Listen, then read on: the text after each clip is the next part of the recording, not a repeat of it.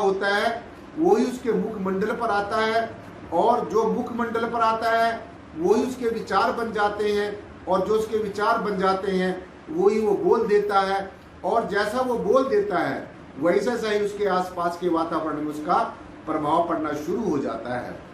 तो इसलिए जैसी जिसकी भावना होती है, भावनाओं से ही भगवान है। जितनी जितनी आपकी भावनाएं सुदृढ़ होती चली जाएंगी, जितनी जितनी आपके अंदर सदगुरु के प्रति, परमेश्वर के प्रति दृढ़ विश्वास होता चला जाएगा, श्रद्धा होती चले जाएगी।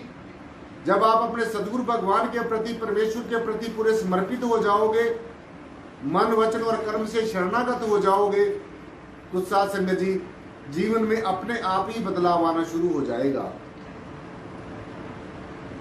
और परमेश्वर किसी चीज का भूखा नहीं है कि जो हम परमेश्वर को दे सकते हैं। सब कुछ पहले ही परमेश्वर का है। बस परमेश्वर के नाम का सुमन करते हुए यही पश्चाताप करना है कि ये सदगुरु है परमेश्वर, मैं जैसा भी हूं मैं तेरी शरण में हूं, और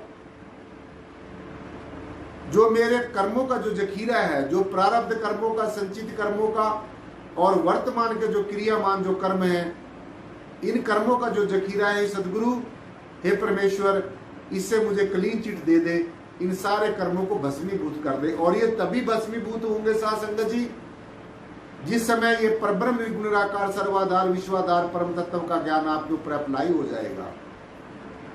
इस परम तत्व को, इस परब्रह्म निर्गुण निराकार परमेश्वर को मात्र देखने से कुछ नहीं होता।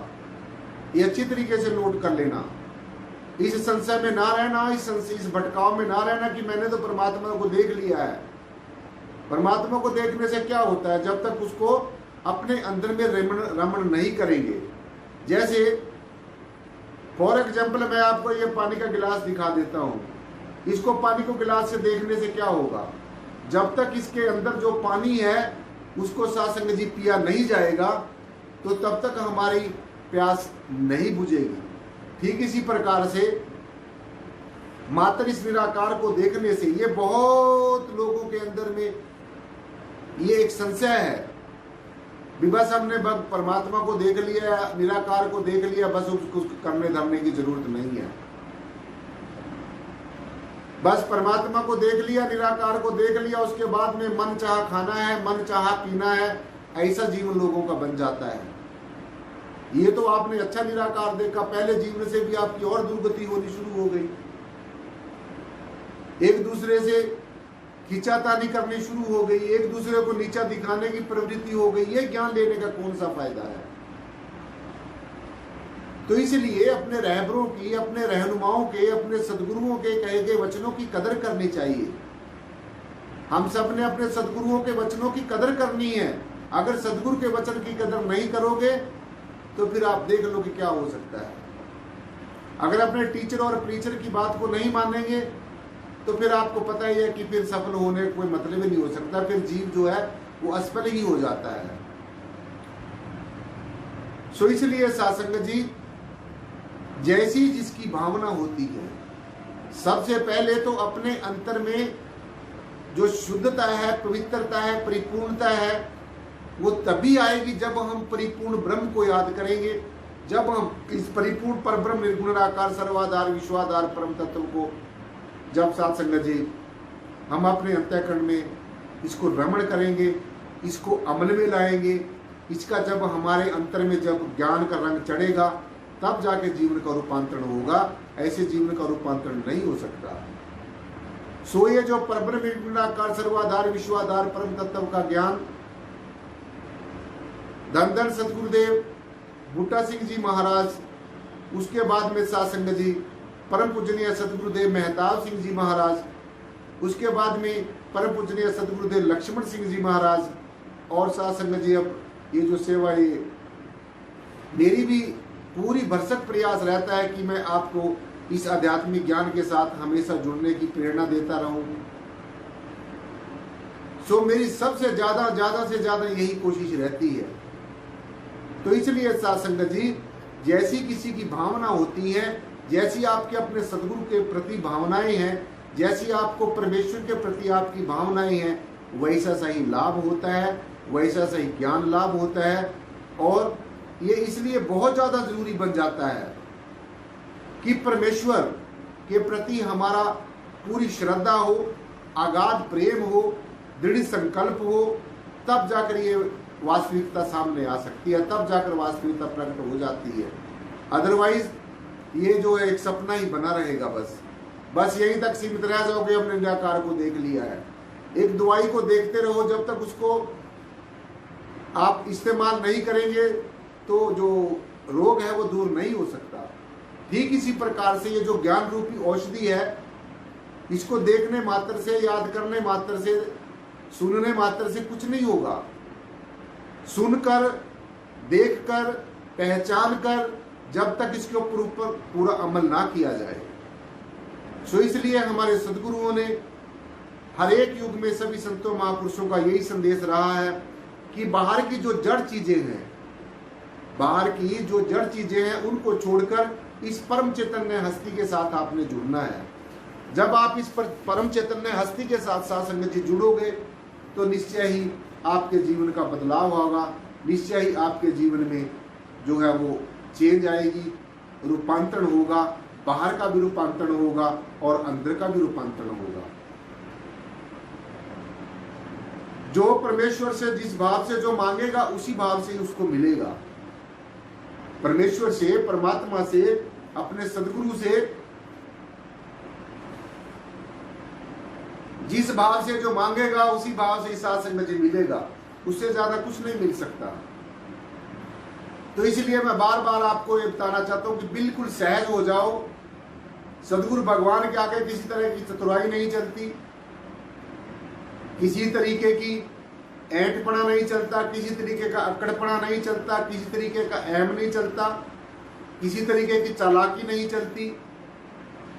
तो ये सारी बातों को दरकिनार करना है, इनको सबको छोड़कर बिल्कुल सहज हो जाना है और सहज होकर सदगुरु भगवान के पावन श्री चरणों में समर्पित हो जाना है। सदगुरु, अब आप ही मुझे अपना मेरा मार्गदर्शन करो कि जो मैं इस मार्ग पर सफल हो जाऊं, चलने में मेरा जो मुझे सफलता मिले और ये जो मार्ग अपनी मंजिल तक जब मैं पहुंच जाऊं, तो सदगुरु ऐसी कृपा करो। जब ऐसे भावों से साथ संगत जी युक्त होकर सदगुरु की शरण में आएगा तो निश्चय उसका कल्याण होगा। इसके अलावा आप बाहर कितनी भी संतों महात्माओं की वाणियों को पढ़ते रहो, उनको गाते रहो, बजाते रहो, तरह तरह के गीत सुनते रहो, तरह तरह की तर्जों को बजाकर गाते रहो, उससे कुछ होने वाला नहीं है। वो तो सिर्फ थोड़ी देर के लिए मन का मनोरंजन है। आत्मा के साथ उन चीजों का कोई मतलब नहीं है। आत्मा तो सिर्फ हमारी परमेश्वर के ज्ञान की प्यासी है, इस परब्रह्म निराकार परमात्मा के ध्यान की प्यासी है और इस परमेश्वर के ज्ञान से और ध्यान से ही हमारी आत्मा की जो पिपासा बुझ सकती है।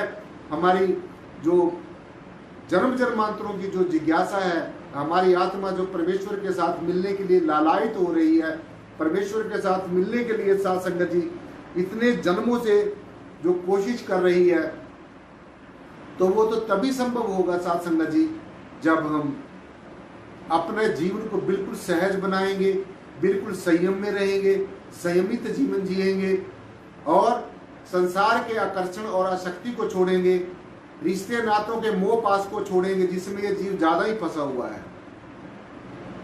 करना आपने कुछ नहीं है, इतना भी मुझे पता, आपने कुछ नहीं करना है। आप चाहे जितने भी पहले सदगुरुदेव भी आपको कितने लेक्चर सुनाते चले गए, कितने वचन पर वचन सुनाते चले गए, लेकिन क्या रिजल्ट निकला है? आज आप देख रहे हैं कितनी तादाद में जिज्ञासु लोग क्लास में आते हैं, देख ही रहे हैं आप देख लो कितने बैठे हैं इस समय। इतने लोगों को ज्ञान दिया गया, इतने महापुरुषों को ज्ञान दिया गया, इतनों के साथ मैंने अपने जीवन में इतना प्रयास किया आप लोगों को समझाने के लिए, आप लोगों को परमेश्वर की तरफ प्रेरित करने के लिए। पहले सदगुरु भी कितना प्रयास करते चले गए और मेरे समय में भी जो मुझसे बन रहा है, ज़्यादा से ज़्यादा मेरी यही कोशिश रहती कि मैं अपनी क्लास को ज़्यादा से ज़्यादा अच्छी से अच्छी बातें बता सकूं, ज़्यादा से ज़्यादा उनको ज्ञान की भावनाओं से युक्त करके परमेश्वर के साथ जोड़ सकूं। लेकिन ये आप देख रहे हैं कि कितने लोग बैठे हैं क्लास के अंदर, तो मुझे बड़ा दुख होता है ये बात सुनकर साध संगत जी की क्या हाल होगा आप लोगों का, आप लोगों का क्या हाल होगा। मुझे बड़ा ताज्जुब होता है इस बात को देखकर। जब आपकी परीक्षा होगी, जब आपको आजमा कर देखा जाएगा, जब आपकी परीक्षाएं होगी, क्योंकि मैंने आपको बताया कि चाहे वो लौकिक जगत की शिक्षा है, चाहे वो आध्यात्मिक ज्ञान की दीक्षा है, शिक्षा की और दीक्षा की परीक्षा जरूर होती है। आपके बड़े सौभाग्य है कि आपको ये ऑनलाइन भी कितनी परमेश्वर की बातें, सदगुरु के प्रेम की बातें, परमेश्वर की बंदगी करने की आपको जो योग युक्तियां सुनने को मिलती हैं। कमाल की बात है कि आप इसमें लॉकडाउन में भी आप लोग क्लास में नहीं आ सकते। मुझे बड़ा दुख होता है, मुझे ताज्जुब होता है, लेकिन इसका जो असर है वो आपके ऊपर ही पड़ेगा, आपके ऊपर ज्यादा असर पड़ेगा इसका। आप फिर ना कहना कि हम तो अब हाथ मलते रह गए हैं, अब हम क्या करें, अब फिर कुछ भी समय नहीं होगा। जब समय बीत जाएगा, ये गोल्डन चांस बीत जाएगा, ये सुनहरी मौका बीत जाएगा, तो फिर आपके पास कोई समय नहीं रहेगा। पछताने के सिवाय, हाथ मलने से सिवाय फिर कुछ समय नहीं रहेगा। तो अभी आप लोग क्यों नहीं समझ जाते, अभी आप क्यों नहीं समझ जाते?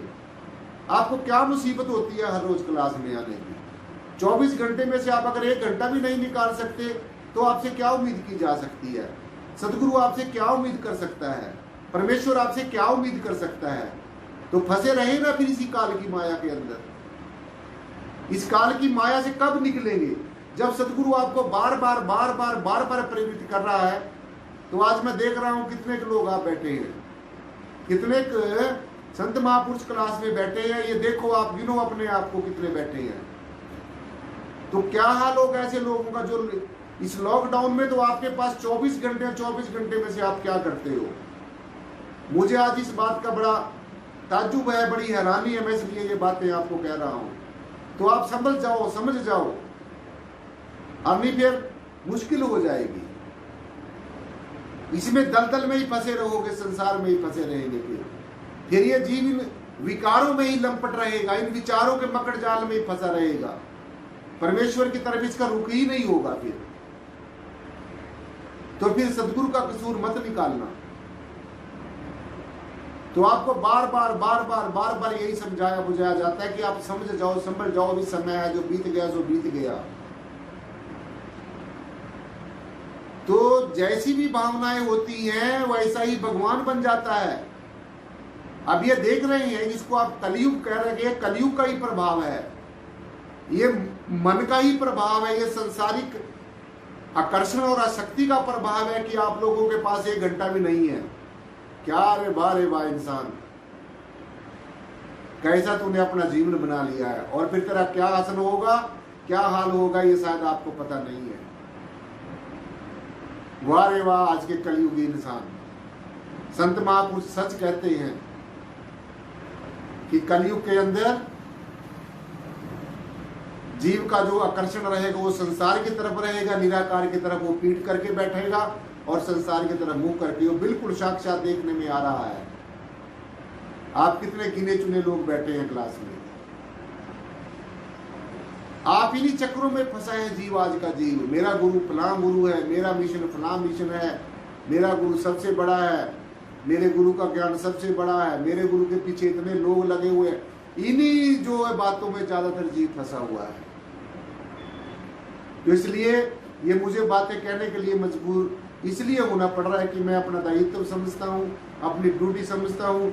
सदगुरु भगवान जो मुझे सेवा दे के गए, मैं उसको भली भांति निभा रहा हूँ। शासन जितना मेरे से हो रहा है, आप लोग भी इसमें अपना जो योगदान डालना है, अपने भी डालना है। कोई सदगुरु भगवान मेरी अकेले की ड्यूटी लगा कर नहीं गए, आप लोगों का भी कुछ ना कुछ फर्ज बनता है। तो इसलिए समझ लेनी चाहिए बात, ज्यादा डिटेल में जाने की जरूरत नहीं है। तो जैसी भावनाएं होती है वैसे ही भगवान बन जाता है। जैसी भावनाओं के साथ में परमेश्वर को पुकारेंगे वैसी ही साथ संगत जी हमें मिलना, जीवन में मिलना शुरू हो जाएगा। क्योंकि ये जो परब्रह्म निर्गुण निराकार, ये जय श्री प्रियतम निर्गुण निराकार सर्वाधार विश्वाधार परम तत्व एक कल्प वृक्ष की तरह है। जो इससे मांगोगे वो ही मिलेगा, जो इस कल्प वृक्ष से जो मांगता है वो ही मिलता है। तो ये तो हमने भली भांति समझना ही होगा। मनुष्य जो है दो ही तरह की प्रवृत्तियां लेकर जन्म लेता है, दो तरह की प्रवृत्तियां लेकर ही संसार में आता है। एक विद्या की उसकी प्रवृत्ति होती है और दूसरी अविद्या की होती है, अज्ञानता की होती है, अज्ञान की होती है। तो जो विद्या है साध संगत जी, जो ज्ञान है, वो हमें मुक्ति पद की तरफ ले जाता है, मुक्ति पद की तरफ ले जाता है, जो विद्या है, जो ज्ञान है। और जो अविद्या है, जो अज्ञान है, जो अज्ञानता है, ना समझी है, इग्नोरेंस है, जो ये अपने आप को श्रेष्ठ समझना, सदगुरु की को भी नहीं मानना। ऐसे जो लोग बैठे होंगे बीच में जो ये क्या देते हैं, हम सदगुरु को क्या पता है, हमें ज्यादा पता है। तो ऐसे लोगों से क्या उम्मीद की जा सकती है।